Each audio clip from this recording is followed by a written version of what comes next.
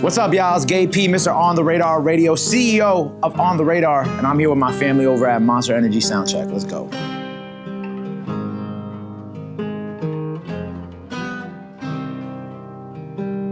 My early visions for On the Radar when I started the platform was just being able to, one, of course, create like the biggest music platform, but like in the entire world.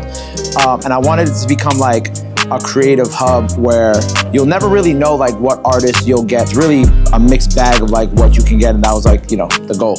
What prompted me to start On the Radar was I feel like at the time, it was 2018, I had just gotten out of college, and I felt like I came up during the SoundCloud era, and during that time, I think like a lot of the previous generation of like media talent in the space wasn't always entirely respecting the younger generation and what we were creating and what was going on, especially within the music.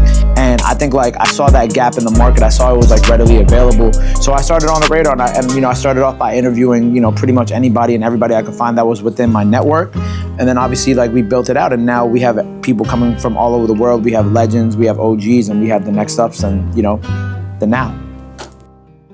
The moment I realized that this was really gonna work was when we first started like the freestyle series outside of COVID. It was like 2021, and we started doing these freestyles, and it was at the peak of like Bronx drill, and like I just saw the engagement, the desire for more, and just like the buzz around what we were doing. And through that buzz about what we were doing and what we were creating within New York, it started reaching outward to other places. I knew it was working when I started getting like hit ups from people not from New York wanting to come, perform on the platform. But I knew when they were coming and they were hitting me at that time, I knew that's when it was like, okay, cool, this is like bigger than what I thought it was gonna be. I think like some of the earliest challenges that we faced with On the Radar was finding the right team to be around me. And the one thing I always tell everybody about when they're looking for a team is that the right team will always find you. If you try too hard to find the right team, like you're not gonna find them. They will always find you. 106 in Park and Rap City, like they're the most legendary platforms. Funk Flex, the most legendary platforms. But what I feel like we're able to do that they didn't get to do is we're able to cast a wider net and reach out to more people, and also scout and recruit more people to come do On the Radar than they could ever have, literally, again, because of the limitations. So I definitely think we fill that void as like a hub for hip hop and a hub for music, and just everything is encompassed in one place. You know what I'm saying? Like it's like a lot of cool different things that are happening all at once that I don't think could have ever realistically happened during the height of the television era of hip hop media too. You know what I'm saying?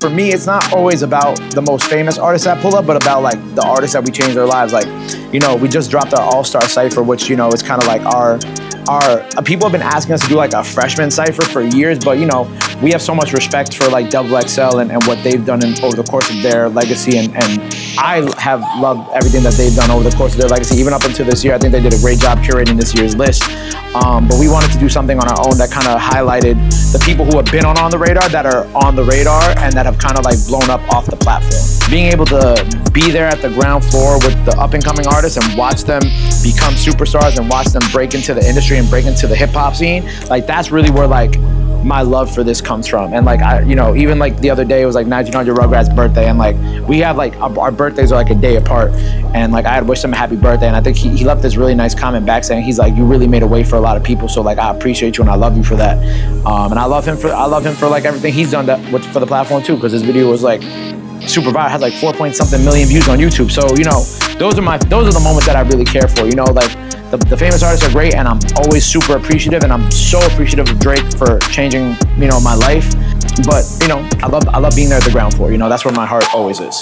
And I think as we move on into the future, it's important for us all to like build bridges instead of tear them down. And I think the best way to do that is through music. So like if I can be a piece of that bridge and bring all these different cultures together in one place through On the Radar, you know what I'm saying? Whether it be like where hip hop culture, reggaeton culture, baile funk culture, the European rap scene, like if I could bring all these things into one place, then I think I would have, I think when I look back in my life, I think I'd be happy that I helped build all these bridges, and I think like that's where On the Radar is. I think like if you're watching this right now and you're an artist or you're aspiring streamer, whatever you want to be, the main thing that you always have to remember is consistency, because there's nothing without consistency. If you want to blow up in today's day and age, it's all about content and it's all about consistency. I think that everybody has the chance to be successful in their life, and everybody will have that door open for them at some point. You just have to know when that door is opening for you so you can step through it. And I think that's like the most important part. So yeah. Mic check 1 2 1 2.